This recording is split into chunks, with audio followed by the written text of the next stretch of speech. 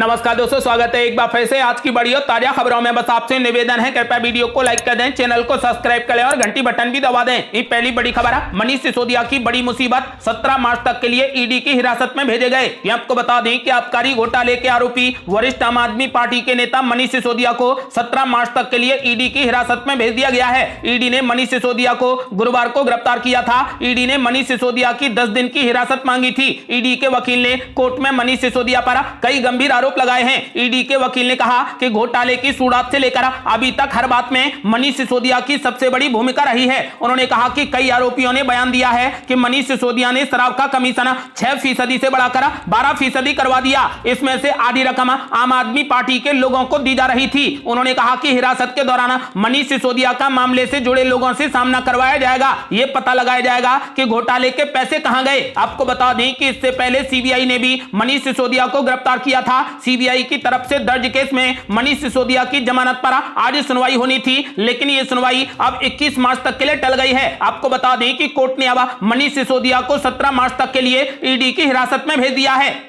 और बड़ी खबर, शराब घोटाले में फंसे मनीष सिसोदिया पर कसा ईडी का शिकंजा। रिमांड कॉपी में 292 करोड़ की मनी लॉन्ड्रिंग का किया गया जिक्र। ये आपको बता दें कि शराब घोटाले में फंसे दिल्ली के पूर्व मुख्यमंत्री मनीष सिसोदिया पर ईडी का शिकंजा कसता जा रहा है। ईडी की रिमांड कॉपी में उनके खिलाफ बड़ी साजिश रचने और दोषपूर्ण नीति बनाने का इल्जाम लगाया गया है। ईडी के मुताबिक कम से कम 292 करोड़ रुपए की आपराधिक आय को लेकर मनीष सिसोदिया की संदिग्ध भूमिका जांच के दायरे में है। यह आंकड़ा तारीख के अनुसार गिनती का है, जिसके आगे चलकर जांच के दौरान बढ़ने की संभावना है। इल्जाम है कि मनीष सिसोदिया ने अन्य व्यक्तियों के साथ में मिलकर साजिश रची और वो रिश्वत के बदले दोषपूर्ण नीति बनाने में सक्रिय रूप से शामिल हैं। इस तरीके के कृत्यों से आपराधिक आय के रूप में कम से कम 292 करोड़ रुपए जुटाए गए। मनीष सिसोदिया ने ऐसी आय के सृजन, हस्तांतरण और उसे छुपाने में भूमिका निभाई है। साथ ही इसे बेदाग बताकर पेश किया है। पीएमएलए 2002 की धारा 50 के तहत मनीष सिसोदिया के बयान 7 और 9 मार्च 2023 को दर्ज किए गए हैं। वो गोलमोल जवाब देते रहे और सच्चाई का खुलासा नहीं किया। वो इस मामले को किसी नतीजे तक ले जाने के लिए जांच में सहयोग नहीं कर रहे हैं। इसीलिए करोड़ों रुपए से इस घोटाले की तह तक जाने के लिए मनीष सिसोदिया को हिरासत में लेकर पूछताछ किए जाने की बेहद जरूरत है। जांच से पता चला कि मनीष सिसोदिया वास्तव में इस सक्रिय भूमिका में शामिल हैं और अपराध की आय से जुड़े हैं। इसीलिए मनीष सिसोदिया मनी लॉन्ड्रिंग के अपराध में दोषी हैं। इसके अलावा उन्होंने ऐसी जानकारी को छुपा रखा है जो जांच के लिए बेहद जरूरी है। इसीलिए कोर्ट ने मनीष सिसोदिया को 17 मार्च तक के लिए ईडी की हिरासत में भेज दिया है।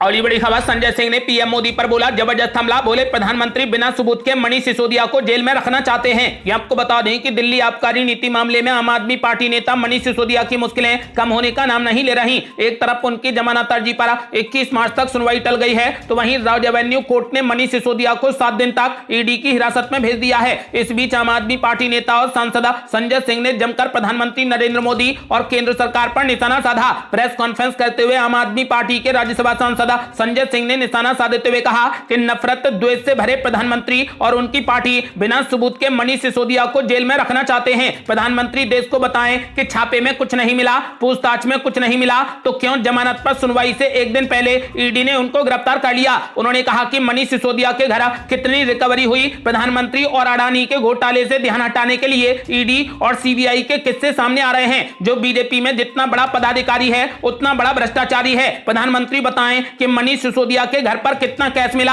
जहां कैश मिलता है वहां जांच एजेंसियां गजनी मोड में चली जाती हैं। संजय सिंह ने पीएम मोदी पर हमला बोलते हुए कहा कि अगर मोदी जी सोचते हैं कि अपने अडानी घोटाले से ध्यान भटका देंगे तो वो गलतफहमी में हैं। और बड़ी खबर, नौकरी के बदले जमीन मामले में ईडी ने तेजस्वी यादव के दिल्ली वाले घर पर की छापेमारी। ये आपको बता दें कि नौकरी के बदले जमीन घोटाले में ईडी ने बिहार के उप मुख्यमंत्री तेजस्वी यादव के दिल्ली स्थित आवास पर छापेमारी की। ईडी के अधिकारियों ने राजधानी में न्यू फ्रेंड्स कॉलोनी में आरजेडी नेता तेजस्वी यादव के आवास पर सुबह 8:30 बजे छापेमारी शुरू कर दी। इसके साथ ही एजेंसी ने जांच के सिलसिले में बिहार के कई शहरों में छापेमारी की है। बिहार के पूर्व मुख्यमंत्री लालू प्रसाद यादव की तीनों बेटियों और राष्ट्रीय जनता दल के नेताओं के परिसरों में छापेमारी की। आपको बता दें कि वहीं ईडी के अधिकारियों ने उत्तर प्रदेश के गाजियाबाद में समाजवादी पार्टी के नेता जितेंद्र यादव के आवास पर भी छापेमारी की। जितेंद्र यादव लालू प्रसाद यादव की बेटी रागिनी के पति हैं। प्रवर्तन निदेशालय आईआरसीटीसी घोटाले के सिलसिले में 3 राज्यों में 15 जगहों पर छापेमारी कर रही है। बिहार के पटना में आरजेडी नेता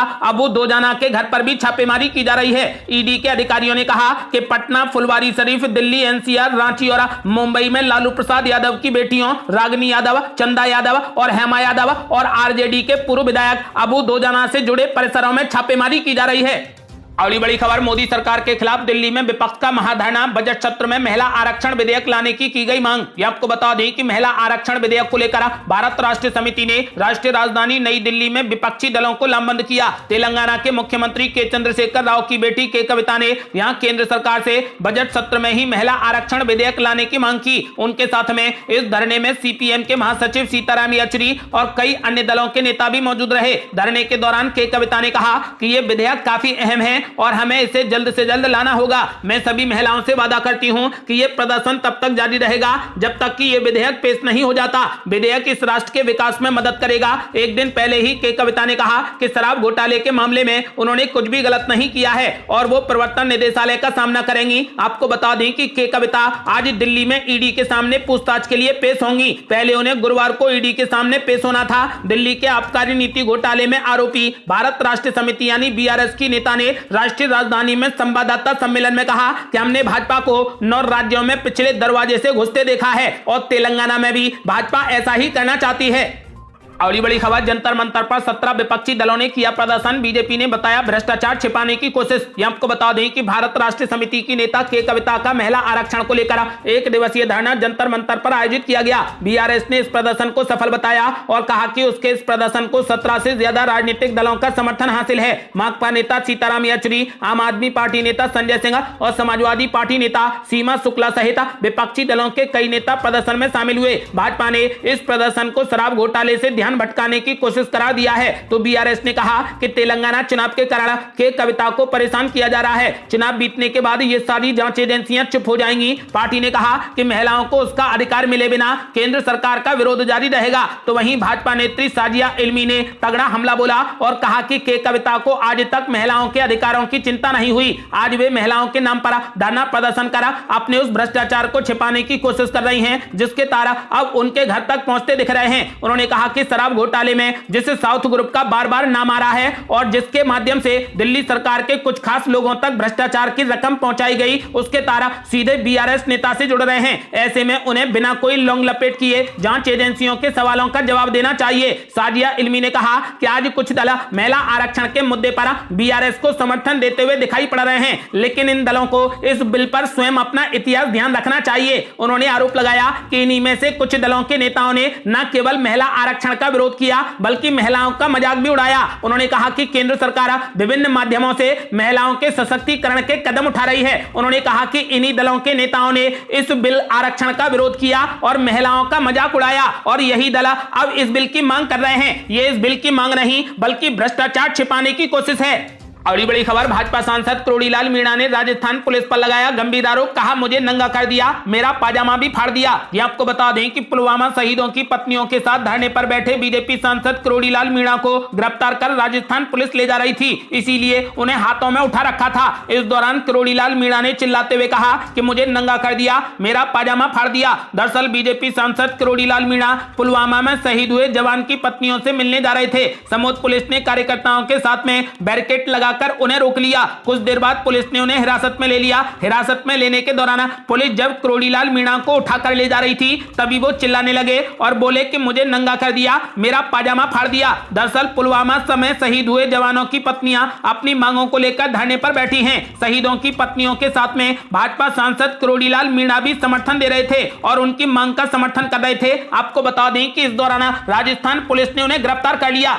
अगली बड़ी खबर, मनीष सिसोदिया की गिरफ्तारी पर सुकेश चंद्रशेखर का बड़ा ऐलान, कहा सच्चाई की जीत हुई, अब अगला नंबर केजरीवाल का होगा। ये आपको बता दें कि मनी लॉन्ड्रिंग मामले में ठग सुकेश चंद्रशेखर को दिल्ली की पटियाला हाउस कोर्ट में पेश किया गया। इस दौरान मीडिया कर्मियों द्वारा आम आदमी पार्टी नेता मनीष सिसोदिया की गिरफ्तारी के बारे में पूछे जाने पर सुकेश चंद्रशेखर ने कहा कि जल्द ही अरविंद केजरीवाल भी जेल के अंदर होंगे। सुकेश चंद्रशेखर ने कहा कि सच्चाई की जीत हुई है और अगला नंबर केजरीवाल का होगा। मैंने लिखित में शराब नीति मामले में सब कुछ बता दिया है और मैं सबका पर्दाफाश करूंगा। इन सबके यानी मनीष सिसोदिया और सत्येंद्र जैन के वजीर अरविंद केजरीवाल हैं। मैं इन सबके साथ में 2015 से जुड़ा हुआ हूं। शराब नीति को लेकर सुकेश चंद्रशेखर ने कहा कि मैं सबका पर्दाफाश करूंगा। उसने कहा कि अब अगली गिरफ्तारी अरविंद केजरीवाल की होगी।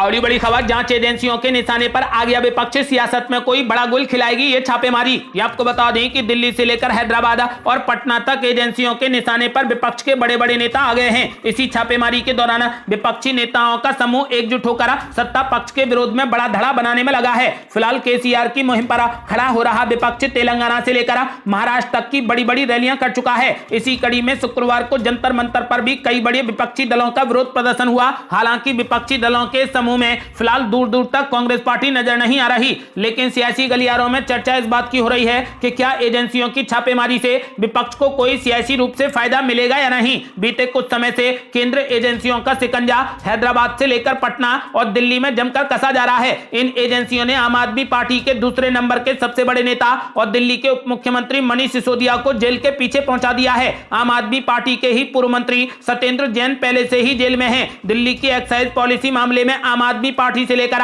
हैदराबाद में बीआरएस की बड़ी नेता और केसीआर की बेटी के कविता से भी जांच एजेंसियां पूछताछ कर रही हैं। सिर्फ दिल्ली और हैदराबाद में आम आदमी पार्टी और बीआरएस ही नहीं, बल्कि बिहार की राजनीति के माहिर लालू प्रसाद यादव पर भी जांच एजेंसियों ने शिकंजा कसना शुरू कर दिया है। केंद्र जांच एजेंसियों की छापेमारी को लेकर विपक्ष के नेता लगातार हमलावर हो रहे हैं। मनीष सिसोदिया की गिरफ्तारी के बाद ही विपक्ष के ज्यादातर नेताओं ने न सिर्फ केंद्र एजेंसियों के दुरुपयोग की बात की, बल्कि प्रधानमंत्री नरेंद्र मोदी को चिट्ठी भी लिखी। सियासी जानकारों का कहना है कि जांच एजेंसियों के शिकंजा कसने से ही विपक्ष के नेता एकजुट हो रहे हैं। विपक्ष के नेताओं का लगातार यह आरोप रहा है कि केंद्र जांच एजेंसियों के माध्यम से उनके ऊपर न सिर्फ दबाव डालता है, बल्कि विपक्ष को कमजोर करने के लिए जेल भी भेज रहा है। मनीष सिसोदिया की गिरफ्तारी के बाद समाजवादी पार्टी के नेता अखिलेश यादव से लेकर कांग्रेस के नेताओं ने विरोध जताया है। प्रधानमंत्री नरेंद्र मोदी को चिट्ठी लिखी गई, उसमें सभी प्रमुख नेताओं ने जांच एजेंसियों की कार्रवाई पर आपत्ति जताई थी। राजनीतिक विश्लेषक ओम प्रकाश मिश्रा ने कहा कि बीते कुछ समय से जिस तरीके से सियासत में विपक्षी एकजुटता बढ़ी है, वो किसी न किसी तरीके से भाजपा को मात देने के लिए ही एकजुट हो रही है, भले ही इसके पीछे वजह जांच एजेंसियों की कार्रवाई क्यों ना हो। हालांकि वो ये चिंता जरूर जाहिर कर रहे हैं कि विपक्षी एकजुटता तो दिख रही है, लेकिन क्या ये एकजुटता 2024 के चुनावों तक कायम रहेगी या नहीं, यही देखना सबसे ज्यादा दिलचस्प होगा। आपका क्या मानना है, क्या ये एकजुटता 2024 के चुनाव तक एक रहेगी? अपनी राय हमें वीडियो लाइक कर कमेंट बॉक्स में जरूर दें। अगली बड़ी खबर, मोदी सरकार को उखाड़ फेंकने के लिए बड़ा मोर्चा बनाने की हो रही तैयारी। ये आपको बता दें कि जिस तरीके से केसीआर ने विपक्ष को एकजुट करना शुरू किया है, ठीक उसी तरीके से पश्चिम बंगाल के मुख्यमंत्री ममता बनर्जी ने भी पिछले साल विपक्ष को एकजुट करने की मुहिम शुरू की थी। इसे लेकर तृणमूल कांग्रेस ने दिल्ली में एक बड़ी बैठक की थी। बैठक में पहले से तय विपक्षी दलों के कुछ नेता शामिल हुए तो कुछ नहीं शामिल हुए। राजनीतिक जानकार बताते हैं कि उस वक्त विपक्षी नेताओं को जोड़ने की ममता बनर्जी की मुहिम को बड़ा झटका लगा था। हालांकि उसके बाद ममता बनर्जी ने दिल्ली में विपक्षी नेताओं को जोड़ने की कोई भी बड़ी बैठक नहीं की, लेकिन अंदर ही अंदर सभी प्रमुख विपक्षी दल आपस में लगातार बातचीत करते रहे। राजनीतिक विश्लेषक और वरिष्ठ पत्रकार सुदर्शन ने कहा कि अब जब लगातार विपक्षी नेताओं पर और विपक्षी दलों पर जांच एजेंसियों की छापेमारी हो रही है और पूछताछ के लिए बुलाया जा रहा है, तो सभी विपक्षी दल एकजुट होकर बड़ा मोर्चा बनाने की तैयारी कर रहे हैं। राजनीतिक विश्लेषकों का कहना है कि राहुल गांधी की भारत जोड़ो यात्रा हो या केसीआर की तेलंगाना में आयोजित की गई रैली हो, तमिलनाडु के मुख्यमंत्री एमके स्टालिन के जन्मदिन पर विपक्षी नेताओं का जमावड़ा हो या लालू प्रसाद यादव पर हो रही छापेमारी और मनीष सिसोदिया की गिरफ्तारी में विपक्षी नेताओं का एकजुट होकर बोलना हो, ऐसे सियासी माहौल को देखते हुए अनुमान यही लग रहा है कि 2024 से पहले सभी विपक्षी दल एक साथ एकजुट होंगे। लेकिन इसमें सबसे बड़ा संशय कांग्रेस पार्टी और जेडीयू के जुड़ने और ना जुड़ने का बना हुआ है। सुदर्शन ने कहा कि केसीआर की रैली में भले ही आरजेडी से कोई ना पहुंचा हो, लेकिन उस रैली में शामिल हुए अखिलेश यादव के साथ में तमिलनाडु के मुख्यमंत्री एमके स्टालिन के जन्मदिन पर आयोजित हुए कार्यक्रम में तेजस्वी यादव भी पहुंचे थे। राजनीतिक जानकारों का मानना है कि एमके स्टालिन के जन्मदिन पर आयोजित हुए कार्यक्रम में कांग्रेस पार्टी के नेता भी शामिल हुए थे, जो भविष्य की राजनीति की ओर कुछ इशारा कर रहे हैं। हालांकि जिस तरीके से आम आदमी पार्टी के नेता मनीष सिसोदिया की गिरफ्तारी के बाद कांग्रेस पार्टी ने अपना रवैया अपनाया है, ये कुछ और ही इशारा कर रहा है। कांग्रेस के कुछ नेताओं, खासकर राज्य स्तर के प्रवक्ता आम आदमी पार्टी पर हुई इस कार्रवाई का विरोध करने के बजाय उनकी करनी का फल बता रहे हैं। जबकि कांग्रेस पार्टी के बड़े नेताओं की ओर से किए गए ट्वीट में जांच एजेंसियों की कार्रवाई पर सवालिया निशान उठाया गया है। आपको बता दें कि राजनीतिक विश्लेषक ओम प्रकाश मिश्रा ने कहा कि विपक्षी नेताओं के एकजुट होने में सबसे बड़ा बैरियर प्रधानमंत्री पद की दावेदारी का भी उठता रहा है, क्योंकि ज्यादातर प्रमुख बड़ी पार्टियों के नेता प्रधानमंत्री पद के चेहरे और दावेदारी में आगे रहे हैं। हालांकि विपक्षी दलों को एकजुट करने वाले नेताओं में शामिल एक वरिष्ठ नेता ने कहा कि प्रधानमंत्री पद के चेहरे की बात अब दूर की बातों में शामिल है। सभी विपक्षी दलों को एकजुट करके 2024 में लोकसभा चुनावों की रणनीति बनाने की तैयारी की जा रही है। आपको बता दें कि मोदी सरकार को हराने के लिए अब विपक्ष बड़ा मोर्चा बनाने की तैयारी कर रहा है। आपका क्या मानना है, क्या ऐसा हो पाएगा? अपनी राय हमें वीडियो लाइक कर कमेंट बॉक्स में जरूर दें। ऐसी ही ताजा और न्यू अपडेट जानने के लिए हमारे चैनल को लाल बटन दबाकर सब्सक्राइब करें और घंटी बटन भी दबा दें। जल्दी मिलते हैं बड़ी अपडेट के साथ, तब तक के लिए जय हिंद, जय भारत।